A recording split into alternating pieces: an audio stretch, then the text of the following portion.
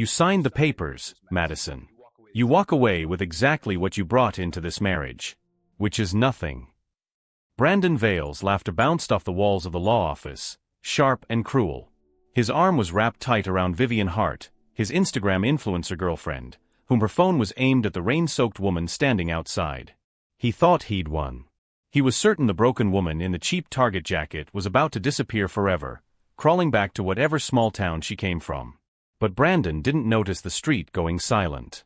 He didn't see the 6 midnight blue Rolls-Royce Phantoms turning the corner, engines purring like predators. He completely missed the Phoenix emblems shining gold on every door, the kind of symbol that makes billionaires straighten their spines.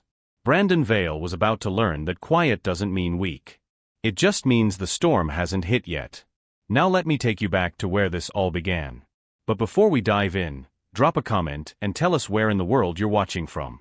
We love knowing how far these stories reach.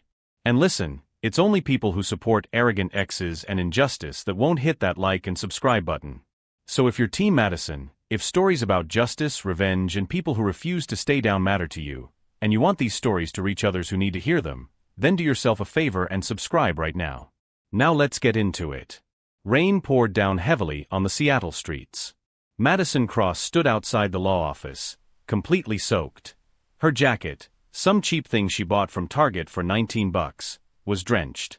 Water dripped from her hair, ran down her face, pooled in her worn-out sneakers. She had one duffel bag sitting next to her on the wet sidewalk. That was it. Everything she supposedly owned in the whole world, stuffed into one bag. Through the big glass windows of the building, she could see them inside. Her ex-husband Brandon Vale had his arm wrapped around Vivian Hart, his new girlfriend. Vivian was one of those Instagram girls with perfect hair and 2 million followers who sold diet teas and face creams online. They were actually laughing at her. Brandon's mom Diane stood next to them in her fancy Chanel suit, holding a glass of wine and smiling like she'd just won the lottery. Brandon noticed Madison standing out there in the rain. He nudged Vivian and pointed, and they both turned to look. Vivian pulled out her phone and started recording a video. Madison's phone buzzed in her pocket. She pulled it out. A Venmo notification popped up on the screen. Brandon Vale sent you $15. The message said, taxi fare for the charity case. Good luck out there. $15. That's what 4 years of marriage was worth to him. $15 and a cruel joke. Madison stared at her phone for a second, then she checked the time. 2:47 in the afternoon. Right on schedule. Inside the building, Brandon was cracking up, saying something to Vivian that made her bend over laughing. His mom raised her wine glass toward the window like she was toasting Madison's misery. Madison didn't cry. She didn't scream or throw her phone or send back some angry text message. She just stood there in the pouring rain and waited. Because in exactly 5 minutes, Brandon's entire world was about to fall apart. And she couldn't wait to watch it happen. Half an hour earlier, Madison had been sitting in that same building, in a conference room on the 8th floor. Her hands were folded in her lap while some mediator guy droned on and on about the divorce settlement. The mediator's name was Robert Chun. Bald guy in his 50s with reading glasses that kept sliding down his nose. He cleared his throat and read from the papers in front of him.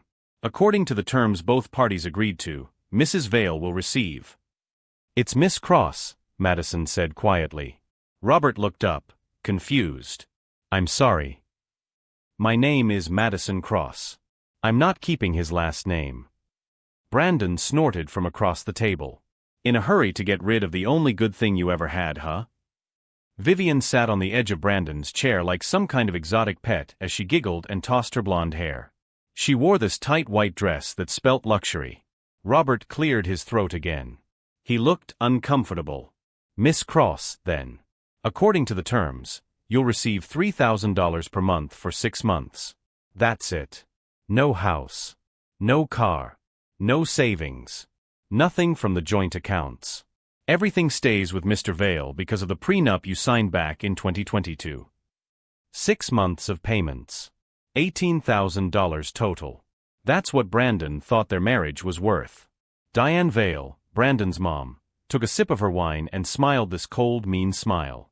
Honestly, Robert, my son's being way too generous. This girl came from Pineville. You know where that is? It's some tiny town in the middle of nowhere with one traffic light and a Dairy Queen. She was working at a bookstore when they met. A bookstore, for God's sake. Diane said it like working at a bookstore was the same as being a criminal. She brought nothing to this marriage, Diane went on, her voice dripping with disgust. No career. No connections. No class. Just a bunch of student loan debt and terrible taste in furniture. That ugly couch she bought for the living room. Oh my God, that couch, Vivian jumped in, laughing. Brandon told me about it. He said it looked like something from a dumpster. It basically was from a dumpster, Diane said. She bought it at a garage sale for $40. Can you even imagine? Brandon leaned back in his chair with his arms crossed, looking at Madison like she was dirt on his shoe. Look, Maddie, I'm trying to be fair here. You knew what you were signing when you signed that prenup. I had to protect what's mine because let's be honest, I built everything I have from scratch. You were making what, $16 an hour at that bookstore? I gave you a life. Nice apartment. Good restaurants. Trips to Portland and stuff. You should be thanking me right now. Madison didn't say anything. She just looked at him with those ice blue eyes, completely calm.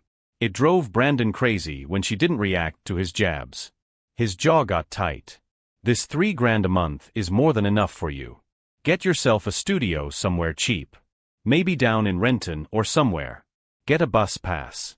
Buy some groceries. You'll figure it out. Vivian leaned forward with this fake sweet voice that made Madison's skin crawl. And Maddie, don't feel bad about this, okay? Breakups are hard, I get it. But you'll find somebody new eventually. Maybe try one of those dating apps.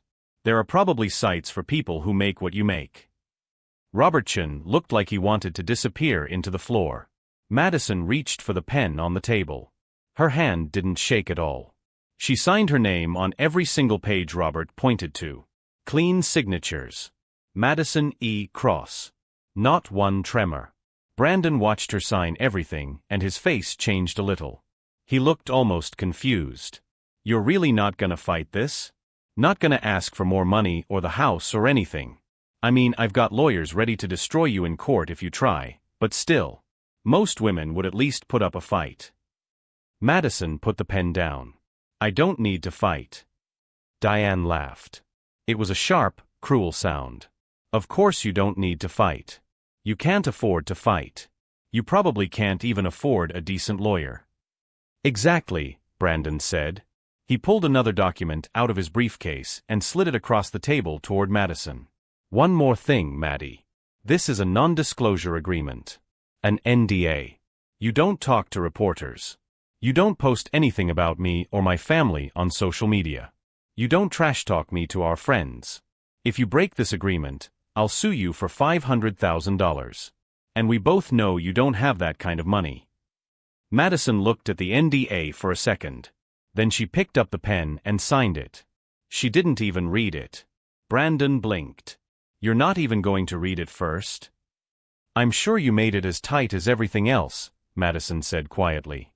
She stood up, grabbed her duffel bag, and headed for the door. Hey Maddie, Brandon called after her. She stopped with her hand on the doorknob, but didn't turn around. Don't even think about coming back here asking for money later. This is it. Clean break. You're on your own now. Maybe it'll teach you some independence or something. Madison turned her head just enough so he could see her profile. You're right, Brandon. I am on my own now. Then she walked out. Behind her, she heard Vivian whisper loud enough for her to hear, "Oh my God, do you think she's gonna cry in the hallway?" Probably, Brandon said. Let her. She'll get over it eventually. The rain was waiting outside. Madison stood on the sidewalk and let it soak her completely. She checked her watch again. 2:50. 3 more minutes. Some lady walking by with an umbrella stopped next to her. Honey, are you okay? Do you need help? You got someone you can call. Madison gave her a small smile. I'm fine. But thank you. The lady looked worried but kept walking. Inside the building, Brandon and Vivian had moved over to the big window.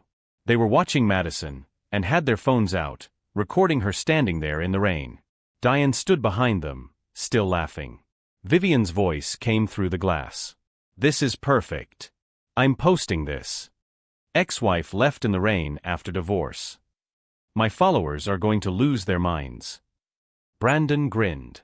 She can't even afford an Uber. Watch, she's gonna start walking to the bus stop any second. But Madison wasn't looking for a bus. She wasn't checking her phone for a rideshare app. She was watching the street. At exactly 2:52, the sound of engines cut through the rain. The whole street went quiet. 6 vehicles came around the corner, moving together like they were one machine. 2 big black Cadillac Escalades in front and back. Between them, 4 midnight blue Rolls-Royce Phantoms that gleamed even in the rain. Each car had a small gold design on the door, a phoenix with its wings spread, rising up from flames. Traffic stopped. People on the sidewalk froze and stared. Even the rain seemed to pause. The convoy pulled up right in front of Madison and stopped. The engines purred, low and powerful. Inside the law office, Brandon's smile ceased. What the hell is that? Vivian's phone was still recording, but her hand went slack. Whose cars are those? Diane stepped closer to the window. Her face went pale. I have no idea. The door of the front Escalade opened and a man stepped out. He was huge. At least 6'5", probably 280 pounds of pure muscle. He wore a black suit that looked like it cost more than a car. His head was shaved and his jaw looked like it was carved out of stone. He moved like a soldier, precise and controlled. He opened a big black umbrella. It had that same gold phoenix on it, and held it over Madison's head. Madam Cross, the man said. His voice was deep and respectful. We apologize for the delay. Traffic from the airfield took longer than we expected. Everything about Madison changed in that moment. The sad, defeated woman standing in the rain disappeared. Her back straightened. Her chin lifted. Her eyes, which had been soft and tired, turned sharp and cold. That's fine, Marcus, she said. Her voice was completely different now. Commanding. In control. Is the jet ready? Fueled and ready to go, ma'am. Flight plans filed for New York. Your father's on the line waiting for you. Good. Brandon rushed out of the building. His tie was flying, his jacket getting instantly soaked. Maddie. What is this? Whose cars are these? Madison turned slowly to look at him. For the first time in their entire 4-year marriage, Brandon saw her real eyes. Not the soft, sweet eyes of the woman who used to make his coffee every morning. Not the quiet lady who smiled when his mother insulted her. These eyes were ice blue. Sharp. Calculating. Cold. My name, she said, and each word was crisp and clear, is Madison Elise Cross. Not Maddie. Not Mrs. Vale. Cross. Brandon just stared at her, rain streaming down his face. I don't understand. You work at a bookstore. You're from some tiny town. You're nobody. You're... I worked at a bookstore, Madison corrected him. Past tense. It was an experiment, Brandon. My family wanted to see if I could live like a normal person. They wanted to know if someone could love me for who I am, not for my money. She took a step closer and Brandon actually backed up. Congratulations, Madison said softly. You failed that test completely. Vivian stumbled out of the building, still holding her phone. Who are you? The big guy, Marcus, answered for Madison. You're speaking to Madison Elise Cross, sole heir to the Cross Global Consortium. Her current net worth is $4.7 billion in assets across energy, technology, real estate, and private equity. Miss Cross's family owns 40% of all lithium mining operations in North America. They also own controlling shares in Valtech Industries. He paused and looked directly at Brandon. Valtech Industries, Marcus continued. That's your company's main supplier, Mr. Vale. All the color drained out of Brandon's face. That's not possible, he whispered. You're lying. She's nobody. She's just... nobody. Madison's voice was soft but sharp at the same time. Is that what you told yourself, Brandon? That I was nobody? That I needed you to give me a life? She turned toward the Rolls-Royce. Marcus opened the back door for her. Enjoy the rest of your day, Mr. Vale, Madison said without looking back at him. I have a plane to catch. She got into the car. Marcus closed the door with a soft, final sound. The convoy pulled away smoothly, all 6 vehicles moving as one, disappearing into the Seattle rain like they'd never been there. Brandon stood on the sidewalk, completely soaked, shaking, staring at the empty street where the cars had been. Vivian's phone was still recording everything. "Brandon," she said slowly. Her voice was shaking. "Who the hell did you just divorce?"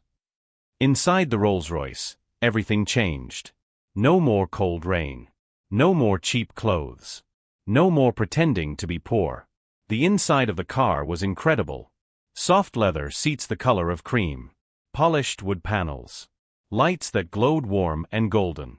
Classical music played quietly from speakers Madison couldn't even see. She peeled off the soaked jacket and dropped it on the floor. Underneath she was wearing a simple black dress, nothing fancy. A young woman in a perfect suit leaned over from the front seat and handed Madison a garment bag. "Your change of clothes, Madame Cross." "Thank you, Simone." Madison unzipped the bag and pulled out a tailored gray blazer. Armani. Perfectly fitted. She put it on over the dress and instantly looked like a completely different person. Not a sad divorced woman anymore, but a CEO. A billionaire. Simone handed her a towel. Madison dried her hair and pulled it back into a sleek bun. No more wet, messy strands. Every inch of her screamed power now. From the back seat came an angry meow. Madison smiled for real for the first time in hours. She opened a pet carrier and then a huge white Persian cat with blue eyes that matched hers exactly came out. The cat looked furious. "I know, Winston," Madison said, scratching behind his ears. "You hate the rain. We're going home now." Winston purred, somewhat satisfied. Marcus was driving. He glanced at her in the rearview mirror. "Madam, your father is on the encrypted line." Madison picked up a phone that was built into the armrest. "Father." "Madison." Julian Cross's voice was smooth and controlled. The kind of voice that could command armies or close billion-dollar deals without raising its volume. "I assume everything went according to plan?" "Signed, sealed, and recorded. He gave me nothing. Made me sign an NDA. He even Venmo'd me $15 for a taxi." There was a pause, then a dry chuckle. "Predictable. Arrogant men always are. Did he see the convoy?" "He's standing in the rain right now looking like he saw a ghost." Vivian was recording the whole thing on her phone. "Perfect. Let her post it. The internet will take care of the rest." Julian's voice shifted, became more businesslike. "Now, Protocol Omega. Is it ready?" Madison gave out a small cold smile. "I already made the call before I left the building." "What's the timeline?" 72 hours. I want him to feel it slowly. Every single second of it. Efficient. That's my daughter. Your plane is ready. I'll see you in New York tonight. We'll celebrate properly." "Thank you, Father." "Madison." His voice softened just a little bit. "You did well. 4 years is a long time to play a role like that. It taught me everything I needed to know." "Which is?" "That love without respect is just control wearing a prettier mask." Julian was quiet for a moment. "Your mother would have been very proud of you." The line went dead. Madison set the phone down and looked out the window as the Rolls-Royce glided through Seattle traffic. The rain was already stopping. Gray clouds were breaking up and she could see patches of blue sky. Simone leaned forward from the front seat. "Madam, would you like me to brief you on the Protocol Omega timeline?" "Yes, please." Simone pulled out a tablet and swiped through some documents. "At 9 a.m. tomorrow morning, several things will happen at the exact same time. First, Valtech Industries will cancel every single contract with Veilcore Technologies. The official reason will be breach of ethical standards and reputational risk. Second, all outstanding loans to Veilcore will be called in immediately. That's $8.3 million with a 30-day deadline to pay. Third, we'll release information to the major tech news outlets about Mr. Vail misusing company funds for personal expenses, specifically his affair with Miss Hart." Madison nodded. "And the lawsuits?" 3 former female employees of Vale Corp have agreed to file harassment and hostile work environment lawsuits against the company. Cross Global will fund all their legal costs anonymously. The lawsuits will be filed tomorrow at 10 a.m. Excellent. What about the video? Simone smiled just a little. Miss Hart's video of you in the rain is already spreading across social media. Our analytics team estimates it'll hit 8 to 10 million views in the first 12 hours. Perfect. One more thing. The house. The house Brandon lives in is currently mortgaged through Pacific Northwest Bank. Mr. Vale took out a loan against it about 6 months ago to cover some business expenses. That loan is part of the $8.3 million being called in tomorrow. The bank will start foreclosure proceedings in 31 days. You want us to buy it at auction? Yes. And once I own it, I want it converted into a shelter for women. Full services. Job training. Legal help. Child care. Everything they need. Simone typed quickly on her tablet. And what should we name the facility? Madison's smile was ice cold. The Diane Vale Center for Women Escaping Financial Abuse. Simone's professional expression cracked just slightly. She almost grinned. That's perfect, ma'am. I thought so too. The Rolls-Royce turned onto a private road that led to a small airfield outside the city. In the distance, Madison could see her plane waiting on the runway. A Gulfstream G650, white and silver, with that Phoenix emblem painted on the tail. Home. 4 years ago, Madison Cross had been 26 years old and fresh out of Harvard Business School. She'd graduated at the top of her class with a degree that people would kill for and a family empire waiting for her to take her place in it. Her father had called her into his office one afternoon. The corner suite of Cross Tower in Manhattan, 60 floors above the city. Windows that went from floor to ceiling. A view that seemed to stretch forever. You've never lived without our name, Julian had said. He stood at the window with his hands behind his back, looking out at New York. You've never struggled. You've never been tested by real problems. You've had bodyguards since you were 6 years old. Private schools. Trust funds. Anything you wanted, you got. Madison had stood next to him, looking at the same view. I know that. Before you take your seat on the board of this company, I want you to do something for me. What's that? Live as a normal person. 1 full year. No security guards. No money except what you earn yourself. Nobody can know who you really are. Madison had turned to look at him, surprised. You want me to pretend I'm poor? I want you to understand what 99% of the world lives like every single day. I want you to know what it's like to struggle. To be underestimated. To be dismissed and looked down on.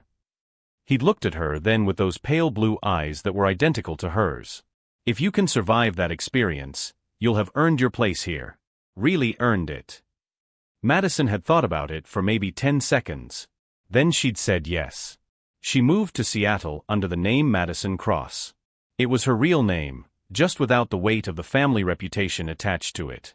She rented a tiny studio apartment in Capitol Hill for $1,200 a month. She got a job at Emerald City Books, a small bookstore near the university, making $16 an hour. For the first time in her entire life, she rode city buses. She clipped coupons. She had to decide whether she could afford both groceries and her electricity bill that month. And she met Brandon at a coffee shop on a rainy Tuesday afternoon. He'd seemed great at first. Charming. Confident. He drove a Tesla and wore expensive suits and talked about his job at Vale Corp Technologies like he was building the next Amazon or Google. He'd pursued her hard, flowers delivered to the bookstore, nice dinners at fancy restaurants, weekend trips to the San Juan Islands. She'd been curious about him. Here was a guy who didn't know she was worth billions. Who seemed to like her just for being her. Or so she'd thought. They dated for 3 months before he asked her to move in with him. 6 months before he proposed. 9 months before they got married at the Fairmont Olympic Hotel with 200 guests and an open bar and Diane crying what Madison had mistaken for happy tears. Madison had kept her secret the whole time. Even from Brandon. She'd wanted so badly to believe that real love could exist without money. Without status. Without a famous family name. She'd been completely wrong. The first year of marriage had been okay. Pretty good, actually. Brandon had been sweet to her. They went to nice dinners and took weekend trips and talked about their future together. But then the cracks started showing. "Why don't you want a better job?" he'd asked her one night over dinner at some Italian place. "You're smart. You could do way more than work at a bookstore selling novels to college kids." "I like the bookstore," Madison had said. "Yeah, but it's not exactly ambitious, Maddie. I'm working 60-70 hours a week trying to grow this company. It'd be nice if you were building something too, you know." She'd let it go that time. Then Diane started coming around more often, making comments about Madison's clothes, her hair, the furniture Madison bought at thrift stores and garage sales because she thought it was fun to hunt for hidden treasures. "You really have no sense of style, dear," Diane had said one afternoon, wrinkling her nose at a vintage armchair Madison had lovingly restored herself. "Brandon deserves so much better than this." The comments got meaner, more frequent. And then about 3 months before the divorce, Brandon started coming home late from work. He bought new cologne, started taking calls in the other room, charged $12,000 to their joint credit card for hotels and restaurants Madison had never been to. She knew what was happening. She wasn't stupid. She hired a private investigator named Natalie Park. Ex-FBI. Discreet. Thorough. Natalie's report arrived 2 weeks later in a plain manila envelope. 47 photographs. Brandon and Vivian at the Edgewater Hotel. Brandon and Vivian at Canlis Restaurant. Brandon and Vivian kissing in his Tesla in a parking garage. Text message screenshots. Brandon texting Vivian, "She's dead weight holding me back. The second this divorce is final, we're getting married in Bali. The prenup's airtight, so she won't get anything. Not a single dollar." Vivian had written back, "I can't wait, babe. She's so boring and basic. I don't know how you survived this long with her." Madison had sat in her little studio apartment with Winston purring in her lap, reading through every page of that report. And she hadn't cried. Not once. Instead, she'd picked up her phone and called her father. "Father. I'm ready to come home." "Are you sure?" "Not yet. I need to finish this the right way first." Julian had been quiet for a few seconds. Then he'd said, "What do you need from me?" Madison had smiled. "Everything." The plane was even more incredible than the car. Cream-colored leather seats. A full bedroom in the back. A bar. A conference table. Winston immediately claimed a seat by one of the windows and settled in like he owned the place. Madison sank into one of the big chairs. 4 years of exhaustion hit her all at once. 4 years of biting her tongue. Of playing small. Of pretending to be less than she was. Simone came over with a glass of champagne. "Compliments of your father, ma'am. He said to toast your freedom." Madison took the glass and held it up to the light. Bubbles rose to the surface in perfect tiny streams. "To freedom." She took a drink. Her phone buzzed. A news alert. Influencer Vivian Hart's video goes viral. Billionaire heiress Madison Cross revealed after divorce. The video already had 8.7 million views. It had only been posted 6 hours ago. The top comment had 142,000 likes. "Imagine humiliating someone in the rain and then finding out they never needed you in the first place." Absolute queen energy. Madison set her phone down and closed her eyes. Let it all begin. The next morning at exactly 9 a.m. Pacific Time, Brandon Vale's entire world collapsed. He woke up to 47 missed calls on his phone. The first voicemail was from Martin Rees, his company's CFO. Martin's voice was tight with pure panic. "Brandon, you need to call me back immediately. We have a massive problem. Call me now." Brandon sat up in bed, his heart already racing. What the hell? He called Martin back. Martin answered on the first ring. "Brandon. Valtech just canceled every single contract we have with them. Every one. Effective immediately." Brandon felt his blood go cold. What? Why would they do that? They're citing some morality clause in the contract. Something about reputational risk and ethical violations. They won't give me any details beyond that, but our entire supply chain just disappeared. We're completely dead in the water without them. That's completely insane. We've been working with Valtech for 6 years. I know. But there's more bad news. What could possibly be worse than that? The bank called. They're calling in all our loans. All of them. $8.3 million. We have exactly 30 days to pay the full amount, or they're seizing everything. Brandon stood up, pacing his bedroom in his boxers. Vivian was still asleep in the bed, her blonde hair spread across the pillow. That's impossible. Banks don't just do that. Who authorized this? The new owner of Valtech authorized it. Some company called Cross Global Consortium. Brandon, who the hell are they? The name hit Brandon like a punch to the stomach. Cross. Madison Cross. No, he whispered. No, that can't be right. She's not, she can't. Brandon, who is Madison Cross? What's going on? Brandon hung up. His hands were shaking so badly he almost dropped the phone. His phone buzzed again. A text from his mother. Diane, have you seen the video yet? Call me right now. He opened Instagram on autopilot. Vivian's account was at the top of his feed. The video of Madison standing in the rain had gone completely viral. 8.7 million views and climbing fast. The caption read, "When you think you won the breakup, but turns out she's actually a secret billionaire and you just made the biggest mistake of your life." The comments were absolutely brutal. He really sent her $15 for a taxi when she could buy his entire company with pocket change. I'm screaming. The way she just stood there in the rain knowing that Convoy was coming for her. That's power. Imagine being this confident that you won and then watching 6 Rolls-Royces pull up for your ex-wife.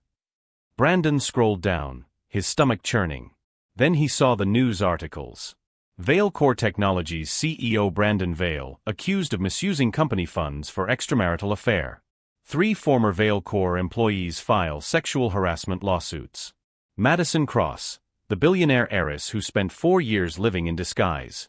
His phone rang. The chairman of Vail Core's board of directors. Brandon. We need to talk. Emergency board meeting in 1 hour.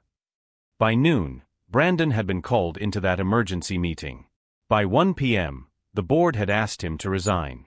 By 2 p.m., Vail Core Technologies had released a public statement distancing the company from him completely. By 5 p.m., every major news outlet in the country was running the story. And at 6:30 p.m., Vivian broke up with him. On Instagram Live. 2.3 million people watched it happen in real time. Look, Vivian said into her phone camera.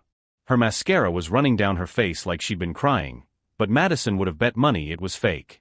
Pure performance. I just need to be real with everyone right now. This whole situation with Brandon is just a lot, you know? And I'm in a different place in my life now. I need someone who's financially stable and emotionally mature. No shade to Brandon at all, but I have to think about my brand and my future. This is just too much drama for me. Someone in the live chat wrote, "Your brand is literally being a homewrecker though, Viv." Vivian saw the comment and her face went red. She ended the stream. Brandon sat alone in the house that was about to be foreclosed on and stared at his phone. Madison hadn't called. Hadn't texted.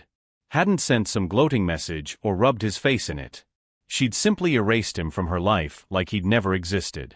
6 months later, Madison Cross stood on stage at the Forbes Under 40 Summit in New York City. She looked out at an audience of 2,000 people. She wore a sharp navy blue suit that fit her perfectly. Her hair was pulled back. Diamond earrings caught the stage lights. She looked confident. Powerful. Like she'd been born to stand on that stage.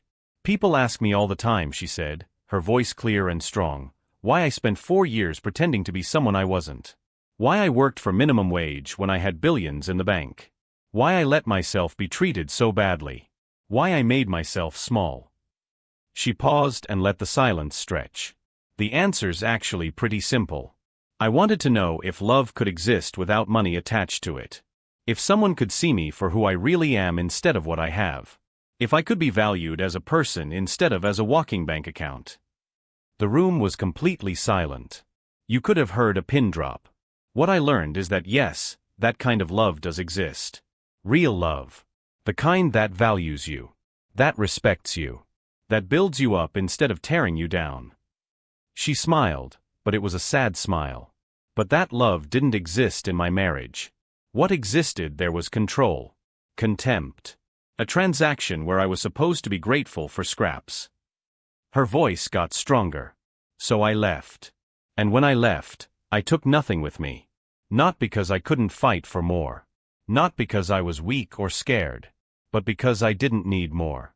I never did. The applause started small and then grew until the entire room was on their feet, clapping and cheering. After her speech, Madison was at the reception talking to some tech investors when a man approached her. He was tall, dark-haired, probably late 30s. He wore a simple suit that looked comfortable instead of expensive. "Miss Cross? I'm Dr. Elliot Shaw. I'm an environmental engineer. I wanted to tell you that I read your research paper on sustainable lithium extraction methods. It's honestly brilliant work."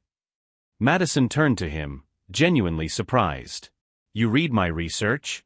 Most people just know me from the Forbes cover or that viral video." Elliot smiled. It was a warm, real smile. "I don't really follow Forbes much. I prefer reading actual peer-reviewed journals." For the first time in what felt like forever, Madison laughed. A real, genuine laugh. "That's incredibly refreshing to hear," she said. They ended up talking for over an hour. About science. About climate change.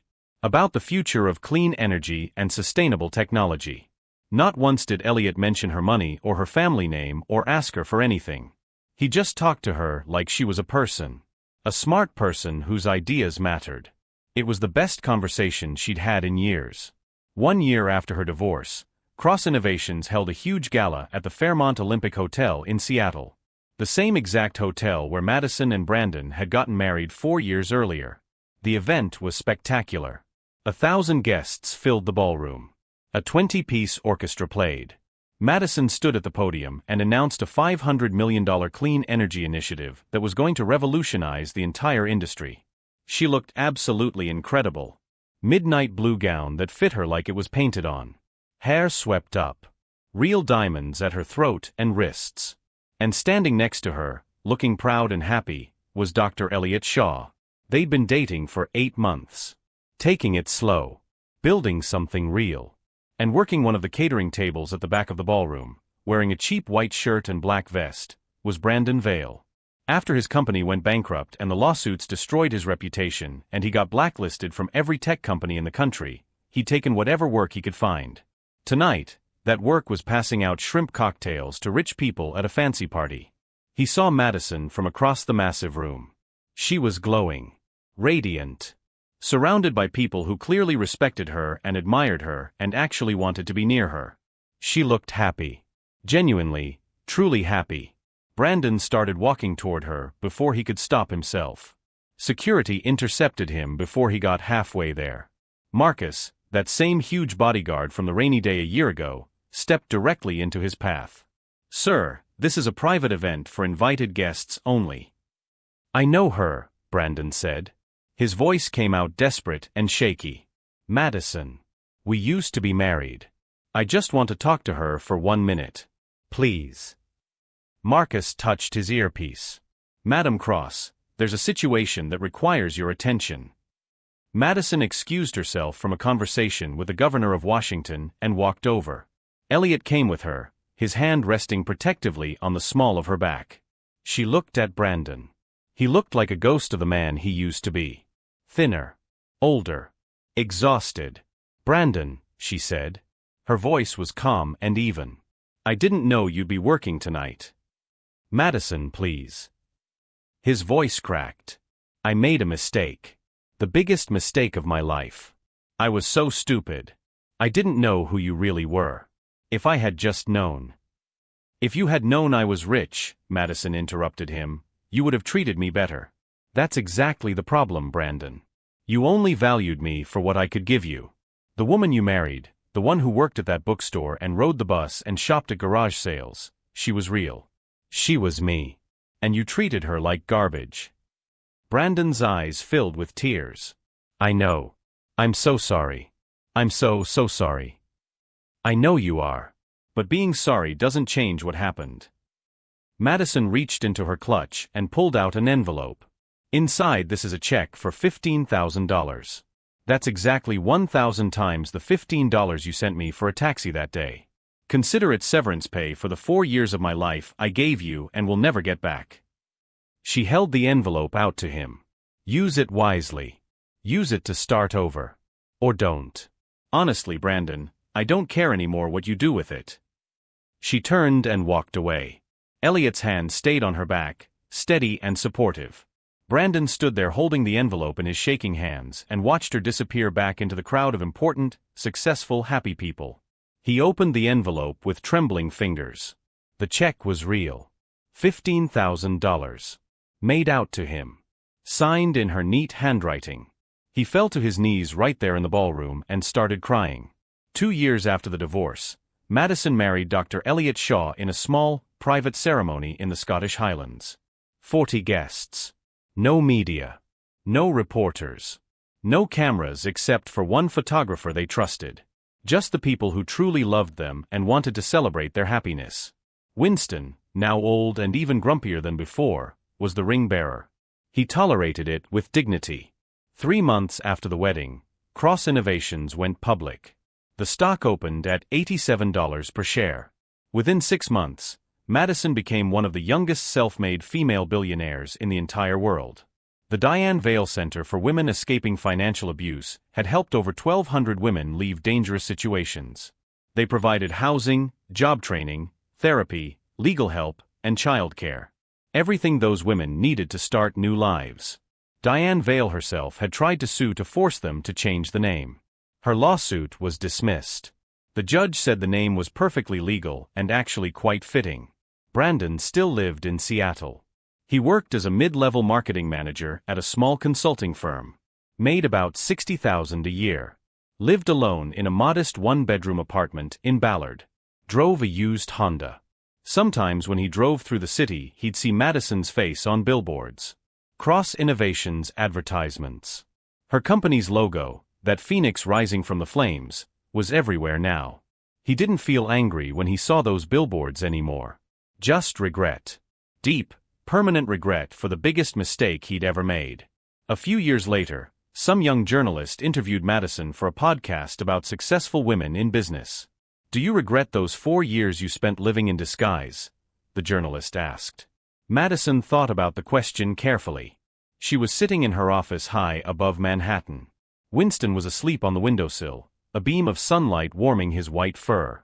On her desk was a framed photo of her and Elliot on their wedding day, both of them laughing.